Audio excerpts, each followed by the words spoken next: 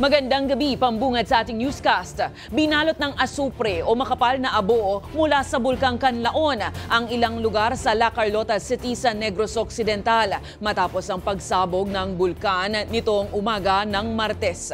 Ayon sa Office of the Civil Defense Task Force Canlaon, nasa 8,000 residente ang inilikas na sa mga evacuation center. Paliwanag ng PHIVOX, nagsimula ang pagputok bandang alas 5:51 ng umaga at umabot naman sa 4 na kilometro ang taas ng ibinugang abo ng bulkan. Nagdeklara na ng 6-kilometer danger zone ng PHIVOX at binabantayan ang posibleng pag-angat ng magma na maaaring magdulot ng mas malakas na pagputok.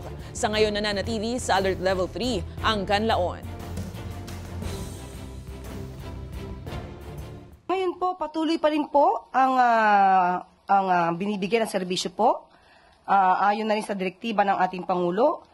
Ang DSWD po ay hanggang sa ngayon po, ngayong April 8 ay sinabi po na ang field offices po sa Western and Central Visayas ay closely coordinating po sa mga affected local government units.